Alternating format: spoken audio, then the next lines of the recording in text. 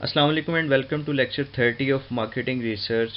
पिछले 2 लेक्चर्स से हमने डेटा प्रिपरेशन प्रोसेस जो है ये स्टार्ट किया था। ये उसका फाइनल पार्ट है जिसमें हमारा फोकस डेटा एनालिसिस की मुख्तलिफ टेक्निक्स और स्ट्रेटजीज़ के ऊपर रहेगा। डेटा प्रिपरेशन प्रोसेस का जो लास्ट स्टेप है उसे हम selecting a data analysis strategy कहते हैं। और डेटा एनालिसिस स्ट्रेटजी से पहले ये ज़रूरी है कि जितने भी स्टेप्स हैं मार्केटिंग रिसर्च के उनको कंसीडर किया जाए, उन तमाम को डिटेल में समझा जाए। तो सबसे पहले तो हमें जो डेटा की करैक्टरिस्टिक्स हैं उनके बारे में पता होना चाहिए। हमें जो मुख्तलिफ स्टैटिस्टिकल टेक्निक्स हैं उनकी प्रॉपर्टीज़ के बारे में, उनकी अजम्पशंस के बारे में पता होना चाहिए। फिर हर रिसर्चर जो है उसका अपना एक बैकग्राउंड और फिलॉसफी होती है और उसकी अपनी एक पर्सनल प्रेफरेंसेस जो है वो हो सकती हैं एनालिसिस के लिए। तो इन तमाम फैक्टर्स के बाद हम जो डेटा एनालिसिस की स्ट्रेटजी है उसे सेलेक्ट करेंगे। तो अगर आप इन पॉइंट्स में देखें, सबसे पहले तो हमने रिसर्च प्रॉब्लम, रिसर्च के ऑब्जेक्टिव, उसका डिज़ाइन और उसकी मेथडोलॉजी को जहन में रखना है। उसके बाद हमने जो मेजरमेंट स्केल्स यूज़ किए हैं वो भी स्टैटिस्टिकल टेक्निक्स को अफेक्ट कर सकते हैं कि हम कौन से स्केल के लिए कौन सी टेक्निक्स जो हैं वो इस्तेमाल करें। रिसर्च डिज़ाइन भी हमें इस सिलसिले में गाइड करेगा। मिसाल के तौर पे अगर हमने एक एक्सपेरिमेंट डिज़ाइन किया है जिसमें हमने मुख्तलिफ ग्रुप्स को कंपेयर करना है, तो वहाँ पर हमें जो अनोवा टेस्ट है वो इस्तेमाल करना पड़ेगा। इसके बाद हम जो मुख्तलिफ स्टैटिस्टिकल टेक्निक्स हैं उनकी जो प्रॉपर्टीज़ और उनकी जो अजम्पशंस हैं उनको भी जहन में रखेंगे।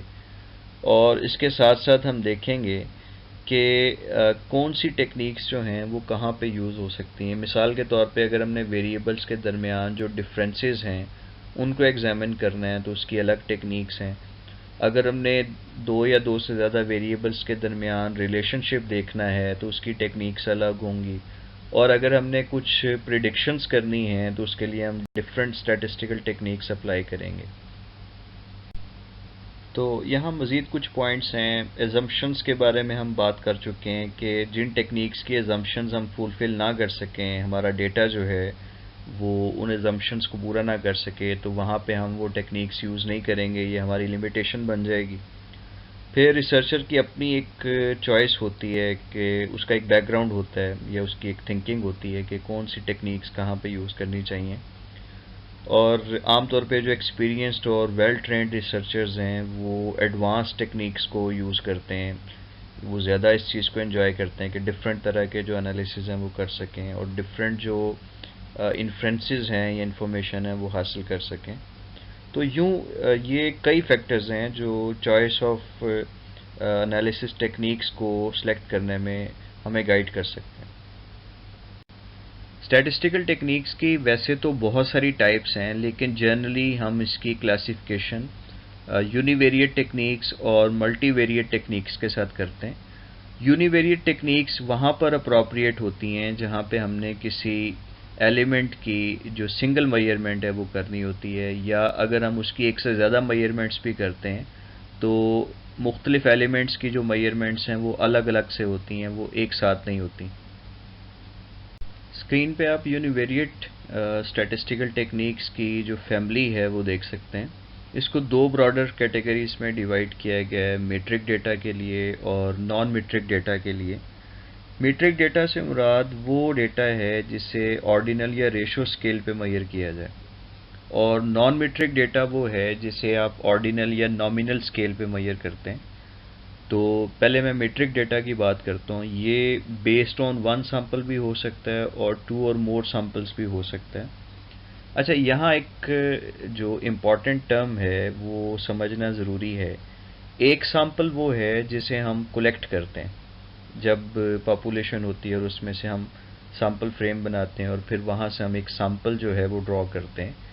यहाँ जो सैंपल दिया गया है एनालिसिस के अंदर, इससे मुराद वो वाला सैंपल नहीं है, बल्कि यहाँ उस डेटा के अंदर मौजूद जो मुख्तलिफ करैक्टरिस्टिक्स हैं उसकी बेस पे एक ही सैंपल में कई तरह के सैंपल्स हो सकते हैं। मिसाल के तौर पे आपने जो डेटा कलेक्ट किया उसमें मेल्स भी थे और फीमेल्स भी थी, तो वैसे तो वो एक ही सैंपल है, लेकिन जब हम उसको एनालिसिस की फॉर्म में देखेंगे तो उसके अंदर दो तरह के सैंपल हो सकते हैं। मेल्स एक अलग से सैंपल हैं और फीमेल्स जो हैं वो एक अलग से सैंपल हैं। तो मीट्रिक डेटा में एक सैंपल भी हो सकता है और एक से ज़्यादा भी हो सकते हैं। ये डिपेंड करता है कि हमने कौन सा टेस्ट अप्लाई करना है। अगर हम वन सैंपल अप्लाई करना चाहते हैं तो उसके लिए हमारे पास टी टेस्ट भी है और जी टेस्ट भी है। नॉर्मली हम टी टेस्ट यूज़ करते हैं, जिसे वन सैंपल टी टेस्ट कहा जाता है। और अगर हमारे पास दो या दो से ज़्यादा सैंपल्स हैं तो फिर हमें देखना पड़ेगा कि क्या वो सैंपल्स रिलेटेड हैं या इंडिपेंडेंट हैं। अब अगेन ये टर्म्स जो हैं वो एनालिसिस की जो बाउंड्रीज़ हैं उसमें हमें देखना पड़ेंगी। इंडिपेंडेंट से मुराद है कि अगर वो सैंपल्स दो डिफरेंट पॉपुलेशन से ताल्लुक़ रखते हैं, जैसे मेल्स और फीमेल्स दो इंडिपेंडेंट सैंपल्स हैं, दोनों का आपस में कोई ताल्लुक़ नहीं है। तो जब इंडिपेंडेंट सैंपल्स हम यूज़ करते हैं और दो सैंपल्स हों तो वहाँ पे हम independent sample T test apply कर सकते हैं, और अगर दो से ज़्यादा हों तो फिर वन वे अनोवा जो है वो यूज़ किया जाता है। इसी तरह जो रिलेटेड सैंपल है उससे मुराद ये है कि सैंपल एक ही है लेकिन उस सैंपल के हमने दो हिस्से किए। यानी जो मेल्स हैं, अगर उन्हीं मेल्स में हम दो ग्रुप्स बना लें तो ये दोनों रिलेटेड सैंपल्स कहलाएंगे। और इसके लिए अगर हम कोई टेस्ट अप्लाई करना चाहें तो उसे पेयर्ड सैंपल टी टेस्ट कहते हैं। ये जितने भी टेस्ट हैं ये हम आइंदा आने वाले लेक्चर्स में डिटेल के साथ पढ़ेंगे। अगर हम दूसरी साइड पे जाएं जहाँ पे नॉन मीट्रिक डेटा है, जिसे नॉमिनल या ऑर्डिनल स्केल्स के ऊपर मेजर किया गया था, अगेन यहाँ भी एक सैंपल भी हो सकता है और दो या दो से ज़्यादा भी हो सकते हैं। अगर एक सैंपल है तो उस पर कई तरह के टेस्ट हम अप्लाई कर सकते हैं, जैसे फ्रीक्वेंसी है, ये बड़े बेसिक से टेस्ट हैं, या काई स्क्वायर है, के एस टेस्ट है, रन्स है, या बाइनोमियल है। कौन से टेस्ट हमने कब अप्लाई करने हैं ये डिपेंड करेगा कि हमारी रिक्वायरमेंट क्या है और किस तरह की इंफॉर्मेशन हमें चाहिए, किस तरह की एजम्पशंस वो डेटा पूरी कर रहा है, और कौन सी जो टेक्निक है वो वहाँ पे अप्लाई हो सकती है। अगर दो या दो से ज़्यादा सैंपल्स हैं तो अगेन हमें देखना पड़ेगा कि वो सैंपल्स इंडिपेंडेंट हैं या रिलेटेड हैं। इन केस वो इंडिपेंडेंट हैं तो वहाँ पे कई तरह के टेस्ट अप्लाई हो सकते हैं, जैसे काई स्क्वायर है, मैन वाइटनी है, मीडियन है, के एस है और के डब्ल्यू अनोवा है। और रिलेटेड के केस में साइन है, विल्कॉक्सन है, मैकनीमार है, या काई स्क्वायर जो टेस्ट है वो अप्लाई हो सकते हैं। तो डायग्राम में जो मैंने एक्सप्लेन किया वो पॉइंट्स की शक्ल में यहाँ मौजूद है। एक छोटी सी मिस्टेक वहाँ पे हो गई। मैंने उसमें शायद बताया था कि जो मीट्रिक डेटा है ये रेशो और ऑर्डिनल स्केल्स के ऊपर बेस करता है। इनफैक्ट ये रेशो और इंटरवल स्केल पे बेस करेगा, और जो नॉन मीट्रिक डेटा है वो नॉमिनल और ऑर्डिनल के ऊपर बेस करता है। ये आप करेक्शन कर लीजिएगा। अगेन ये पॉइंट्स हैं जिनको मैं ऑलरेडी एक्सप्लेन कर चुका हूँ, आप देख सकते हैं। यहाँ पे इंडिपेंडेंट सैंपल्स और पेयर्ड सैंपल्स जो है उसको डिस्क्राइब किया गया है, उसकी जो एग्जांपल्स हैं वो भी दी गई हैं। मुख्तलिफ जो टेस्ट हम मुख्तलिफ केसेस में अप्लाई कर सकते हैं वो आप इन पॉइंट्स में देख सकते हैं। ये मज़ीद कुछ टेस्ट हैं जो नॉन मीट्रिक डेटा के लिए अप्लाई किए जाते हैं। ऑल्दो मार्केटिंग रिसर्च में जो ज़्यादातर टेस्ट हम पढ़ेंगे वो यूनिवेरिएट के साथ मल्टीवेरिएट होंगे, और यूनिवेरिएट में भी जो मीट्रिक डेटा है उसके टेस्ट हम ज़्यादा पढ़ेंगे। बहरहाल ये आपको इनके कुछ नाम और कैटेगरीज का ज़रूर पता होना चाहिए। इसके बाद हम आते हैं मल्टीवेरिएट स्टैटिस्टिकल टेक्निक्स के ऊपर, जिसमें हम जो मुख्तलिफ एलिमेंट्स हैं उनके एक से ज़्यादा मेजरमेंट्स करते हैं, और बहुत सारी मेजरमेंट्स जो हैं वो साइमल्टेनियसली हो रही होती हैं, और इसमें जो वेरिएबल्स हैं वो एक दूसरे के साथ डिपेंडेंट भी हो सकते हैं और एक दूसरे के साथ इंटरडिपेंडेंस का रिलेशन भी इनके दरमियान हो सकता है। ये यूनिवेरिएट टेक्निक से डिफरेंट हैं और ज़्यादा मुश्किल हैं। जो यूनिवेरिएट टेक्निक्स हैं उसमें हमारा फोकस एवरेजेस और वेरिएंस के ऊपर ज़्यादा होता है, जबकि मल्टीवेरिएट टेक्निक्स जो हैं, मल्टीवेरिएट टेक्निक्स, इनका कंसर्न ज़्यादा कोरिलेशंस और कोवेरिएंसेस के साथ होता है। स्क्रीन पे आप मल्टीवेरिएट टेक्निक्स की फैमिली जो है वो देख सकते हैं, और जिस तरह यूनिवेरिएट को हमने दो ब्रॉडर क्लासिफिकेशंस में डिवाइड किया था, मल्टीवेरिएट को भी हम दो कैटेगरीज में डिवाइड कर सकते हैं। डिपेंडेंस टेक्निक्स हैं और इंटरडिपेंडेंस टेक्निक्स हैं। जो डिपेंडेंस टेक्निक्स हैं इसमें एक या एक से ज़्यादा डिपेंडेंट वेरिएबल होते हैं और बाकी जो हैं वो इंडिपेंडेंट होते हैं, जबकि जो इंटरडिपेंडेंस टेक्निक्स हैं इसमें वेरिएबल्स डिपेंडेंट या इंडिपेंडेंट नहीं होते, बल्कि वो एक दूसरे के साथ रिलेटेड होते हैं।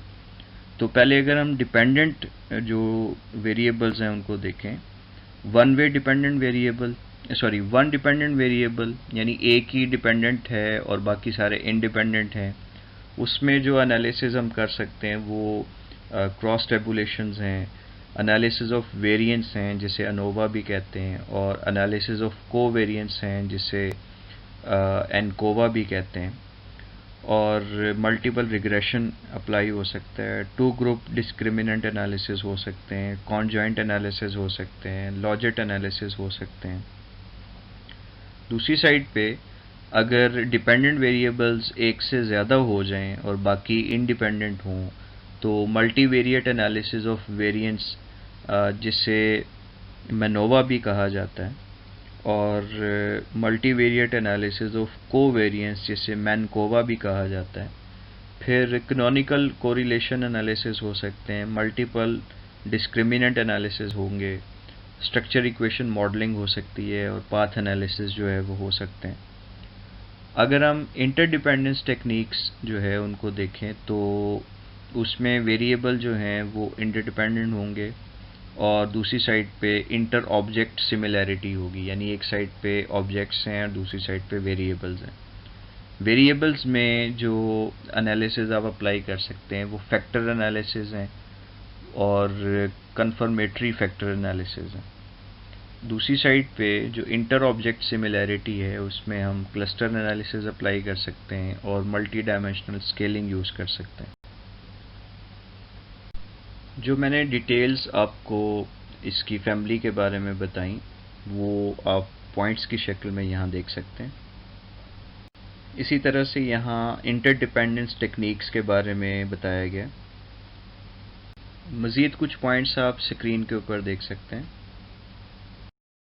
डियर स्टूडेंट्स, इस लेक्चर में हमने जो डेटा प्रिपरेशन प्रोसेस है उसके 8 स्टेप्स को डिटेल में डिस्कस किया, और जैसे कि मैंने आपको इस टॉपिक के शुरू में बताया था कि डेटा कलेक्शन के बाद और डेटा एनालिसिस से पहले का जो फेज़ है उसमें हम डेटा को प्रिपेयर करते हैं ताकि उसके जो एनालिसिस हैं वो अच्छे तरीके से परफॉर्म किए जा सकें। Thank you very much.